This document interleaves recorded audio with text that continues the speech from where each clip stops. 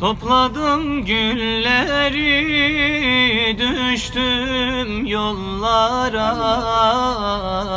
Yolum yine uzar patikalara.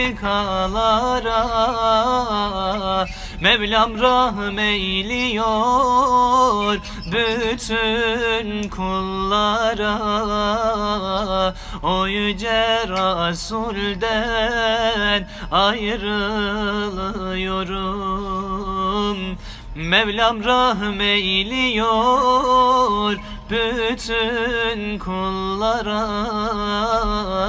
O yüce Kabe'mden ayrılıyorum.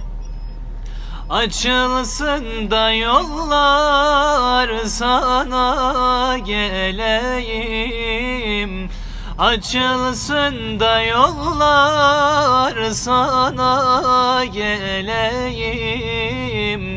Öyle özledim ki seni ey Resul. Öyle özledim ki seni ey Resul. Yoruldu yüreğim dert çeke çeke. Kurudu gözlerim yaş döke döke.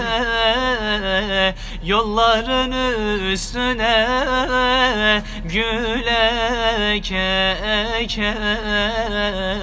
O yüce Resul'den ayrılıyorum. Yolların üstüne gül eke eke. O yüce Kabe'mden ayrılıyorum. Açılsın da yollar, sana geleyim. Açılsın da yollar, sana geleyim. Öyle özledim ki seni ey Resul. Öyle özledim ki seni ey Resul. Bu yolun sonunda Medine vardır. Hasreti gönlümde yanar yıllardır. Her mevsimi güldür, yeşil bahardır. Açılsın da yollar, sana geleyim.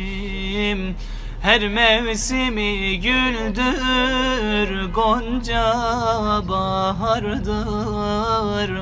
Açılsın da yollar, sana geleyim.